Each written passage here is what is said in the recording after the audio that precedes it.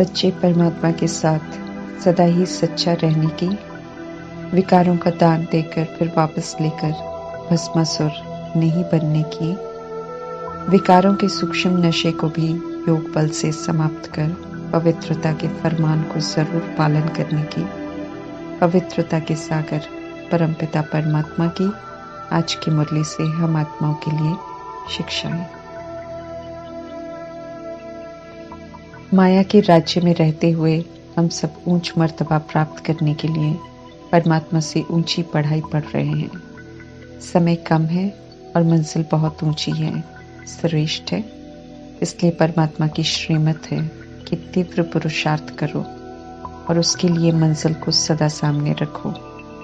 Side scene बिल्कुल नहीं देखने हैं क्योंकि वो मायावी हैं।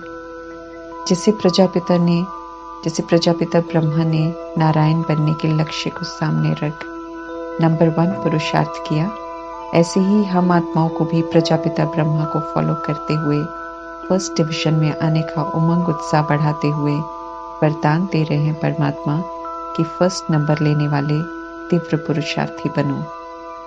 तीव्र पुरुषार्थी की विशेषता होती है कि वे सदा मंजिल को सामने रखते हैं। वे कभी इधर उधर नहीं देखते हैं। उन्हें न व्यर्थ बातें दिखाई देती हैं न सुनाई देती हैं, बल्कि उनका सारा ध्यान लक्ष्य की तरफ होता है। प्रजापिता ब्रह्मा ने सदैव अपने को करनहार और परमात्मा को करावनहार समझकर हर कार्य किया। इसलिए जिम्मेवारी बहुत होते हुए भी, उन्हें संभालते हुए भी वे सदा ही हल्के रहे और हर कार्य बहुत अच्छी तरह संपन्न किया। परमात्मा कहते हैं, ऐसे फॉलो फादर करो और फर्स्ट नंबर लो।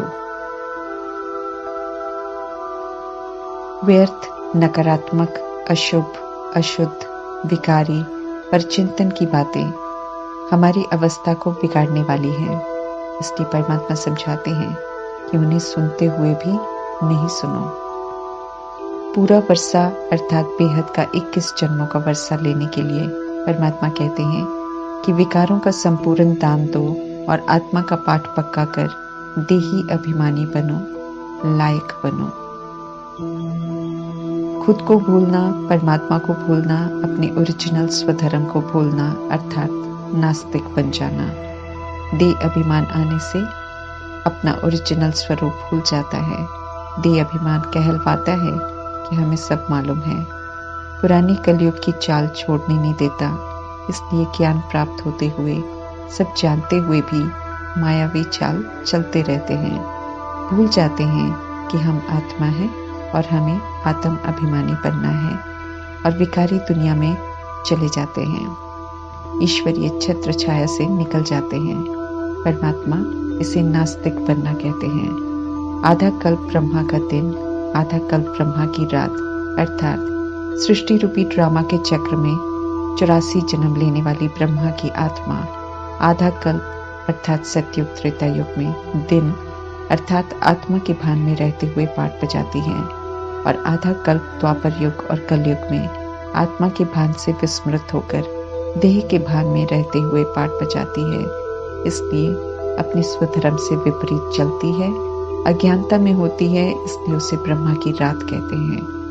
उनके पीछे आने वाली आत्माओं का भी इसी विधि से आधा कल्प दिन और रात होता है। ब्रह्मा के 84वें जन्म में जब उन्हें परमात्मा से दिन और रात की नॉलेज मिलती है तो वे दिन हो या रात निरंतर प्रभु प्रेम की अवस्था में रहते थे। जो भी कर्म करते, दिन में उठने के बाद से लेकर रात सोने से पहले उनका लक्ष्य सदा यही रहा कि परमात्मा से निरंतर तार जुड़ी हुई हो। वे इतना प्रभु प्यार में मगन रहते थे कि वस्तु हो, व्यक्ति हो, घटना हो, सब परमात्मा की ही याद दिलाते थे। उन्हें दुनिया से बेहद का वैराग था। उनकी दिनचर्या और रात्रिचर्या दोनों में परमात्मा से निरंतर कनेक्शन रहा, जिसकी प्रारब्ध में पुनः 2500 वर्ष ब्रह्मा के दिन से नई दुनिया की शुरुआत होगी।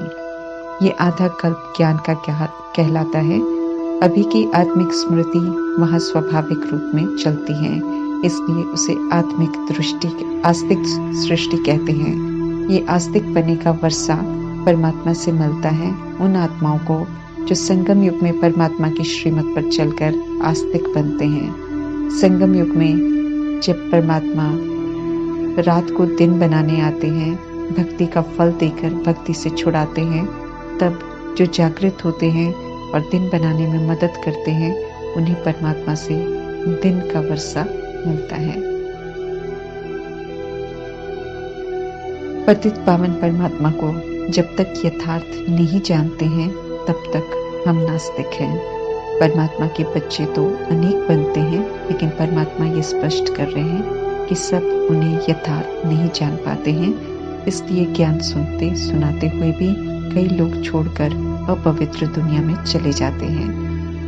पवित्र रहना परमात्मा का पहला फरमान है, जिसके लिए परमात्मा कहते हैं कि कुछ भी हो जाए, कभी भी अपवित्र नहीं बनना। विकार में जाते हुए ज्ञान अमृत लेंगे तो परमात्मा स्पष्ट कर रहे हैं कि धारणा नहीं कर सकेंगे। ज्ञान छोड़कर अपवित्र बनने वालों को परमात्मा भस्मासुर कहते हैं, क्योंकि ऐसी आत्माएं काम विकार के वश होकर भस्म हो जाती हैं। काम विकार दुर्गति में ले जाता है, परमात्मा का हाथ और साथ छूट जाता है, ईश्वरीय परिवार से बाहर हो जाते हैं, देवता नहीं बनते। ईश्वरीय परिवार में आने के लिए विकारों का दान देना बहुत जरूरी है। विकार कोई भी हो, परमात्मा के समीप जाने नहीं देगा, विष्णुपुरी में आने नहीं देगा। इसलिए हमें क्रोध, लोभ, मोह, अहंकार का वंश और अंश भी न हो, इसका बहुत ध्यान रखना है। विकारों से हमारी दुर्गति हुई है, हम सब कलयुगी बन गए। इसलिए अब नई दुनिया में जाने के लिए परमात्मा से सतयुगी राजाई घराने का वर्षा लेना है। तो परमात्मा का ये फरमान है कि विकारों का दान जरूर देना है। हम आत्माओं को अशरीरी बनकर वापस घर जाना है। इसलिए परमात्मा कहते हैं कि देह का जो भान है, इसे भी छोड़ो। द्वापर युग से देह का भान शुरू हुआ, अब तो देह अभिमान का रूप हो गया है। इसलिए टेंशन से, इससे हमें मुक्त होना है, आत्म अभिमानी बनना है।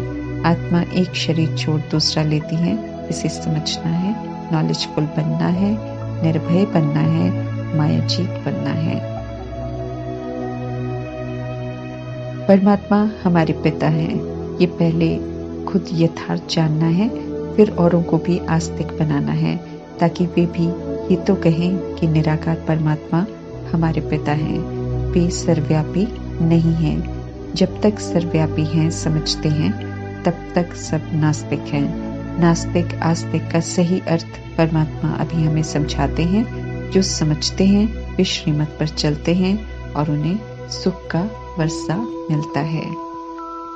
रावण रूपी देह अभिमान मनुष्य आत्माओं को तुच्छ बुद्धि बना देता है। इसलिए एक तरफ तो दुखी अशांत होकर पुकारते हैं सब कि पतित पावन आओ, दूसरी तरफ खुद को पतित कोई भी नहीं समझता।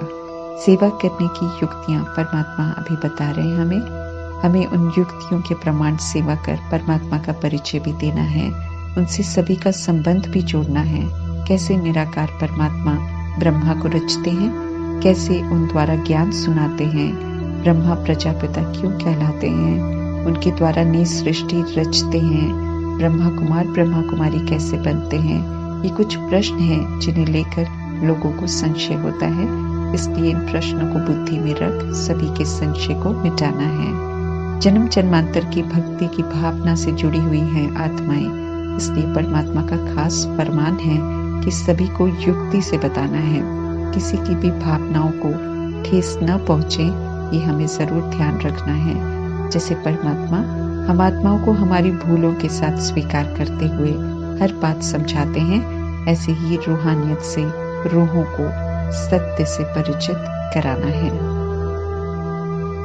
उससे पहले परमात्मा का फरमान है कि पुरानी कलयुग की देह अभिमान और विकारों की चाल को छोड़कर नई देही अभिमानी सतोगुणी और सत्युगी चाल को धारण करो।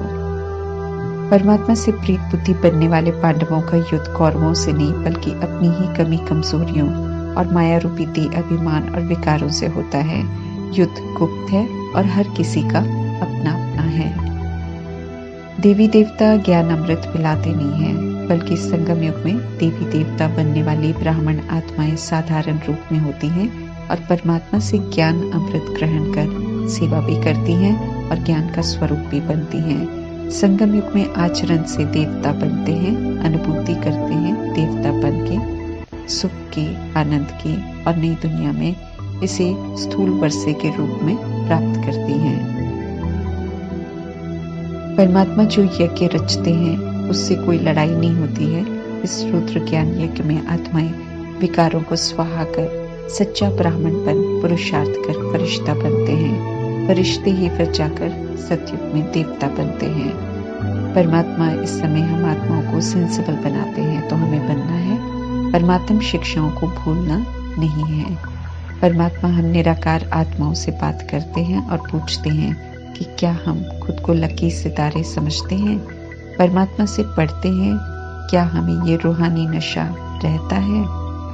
हम आत्माएं करण करावनहार हैं जब हम मालिक बन शरीर रूपी राजधानी की कर्मेंद्रियों से और सूक्ष्म इंद्रियों मन बुद्धि संस्कार द्वारा श्रीमत प्रमाण स्वयं को परिवर्तन कराने का कार्य करवाते हैं। हम आत्माएं जब अन्य आत्माओं से कोई कार्य करवाते हैं तब भी हम करण करावनहार हैं। परमात्मा करण करावनहार हैं जब वे हम आत्माओं द्वारा विश्व की सर्व आत्माओं की सेवा और सृष्टि परिवर्तन का श्रेष्ठ कार्य करवाते हैं। सारे अच्छे श्रेष्ठ कार्य परमात्मा ही हम आत्माओं से करवाते हैं। परमात्मा समझाते हैं कि पारलौकिक पिता परमधाम निवासी अविनाशी आत्माओं के पिता और लौकिक अर्थात विनाशी शरीर के पिता में जो अंतर है उसे सबको बताओ। फिर ये समझाओ कि आत्मा और शरीर दोनों अलग हैं। चारों तरफ इस समय झूठ खंड है। इसमें झूठे जगत गुरु और जगत अम्बाएं बनी हुई आत्माएं भी हैं। इस समय हावी हैं, इसलिए सत्य का पता लोगों को मुश्किल से पड़ता है। 85 वर्षों में भी अभी तक मेजॉरिटी आत्माओं को सत्य मालूम नहीं है, परंतु सत्य छिप नहीं सकता। इसलिए अब इन अंतिम वर्षों में सत्य सभी के सामने आएगा और झूठी आत्माओं के आसन टूलेंगे। फिर प्रत्यक्षता होगी। सभी आत्माओं का बंद तीसरा नेत्र खुलेगा। कुंभी पाक नरक है ये कलयुग, इसका तो विनाश होना ही है। ये परमात्मा बार बार हम आत्माओं को याद दिलाते रहते हैं। उससे पहले परमात्मा कहते हैं अच्छी रीति पढ़कर सच्चे बनो, ओरिजिनल आत्म अभिमानी बनो। खामियां निकालनी है। काम विकार का तूफान कभी हमें तंग न करे। हमें इतना शक्तिशाली बनना है। परमात्मा कहते हैं योग बल से इस विकार को जीतो तो लक्ष्मी नारायण के रॉयल घराने का वर्षा प्राप्त करेंगे। एक जन्म पवित्र रहना है और 2500 जन्म के लिए पूंछ बन जाएंगे। कल पहले भी हमने काम रूपी विकार पर जीत प्राप्त की थी का विश्वास दिलाकर परमात्मा कहते हैं कि इस विकार को जीतना सिर्फ रिपीट करना है। इस विकार को नहीं जीतेंगे तो बहुत घाटा पड़ जाएगा। सतयुग में सतो प्रधान थे, पवित्र रहते थे तो आयु 150 वर्ष थी। त्रेता युग में सतो थे तो आयु 125 वर्ष थी। निर्भयता से स्वेच्छा से शरीर छोड़ते थे क्योंकि वहां हम पवित्र रहते थे। द्वापर युग में रजो अवस्था थी, देवभान आया। इस युग में भी ज्यादा मौतें नहीं होती थी क्योंकि फिर भी देह के प्रति आकर्षण नहीं था। 1250 वर्षों में आत्मा 21 बार शरीर लेती हैं और छोड़ती हैं क्योंकि वो देह के भान में आ जाती हैं। कलयुग में देह का आकर्षण जब से सिनेमा शुरू हुआ तो परमात्मा कहते हैं पापों की माँ आ गई और काम विकार रूपी महाशत्रु हावी हो गया। पाप बढ़ते गए, इसलिए मौत सिर पर रहती है, कभी भी आती है क्योंकि कलयुग में विकारों की सजा गर्भ जेल में जाकर बार बार मिलती है। 42 बार आत्मा गर्भ जेल में जाती है। 42 बार परमात्मा से वायदा करती है कि पवित्र रहूंगी, आपको याद करूंगी, मुझे यहाँ से निकालो, और 42 बार वायदा तोड़ती है क्योंकि बाहर आकर फिर मनुष्य आत्माओं से दिल लगाती है। पापों की अति होती है, फिर परमात्मा आते हैं और पापों से छुड़ाते हैं, पवित्र बनने की विधि बताते हैं और पवित्र बनाकर फिर वापस घर लेकर जाते हैं। माया के दिखावे जिन्हें देखकर लोग कलयुग में खोए हुए हैं, मीठे रहम दिल कल्याणकारी परमपिता परमात्मा सावधान करते हैं कि ये जो माया के पोंप हैं यही विनाश करेंगे, इसलिए इनके आकर्षण में साधना को नहीं छोड़ो, बल्कि पुरुषार्थ कर स्वयं को नई दुनिया के लायक बनाओ। ओम शांति।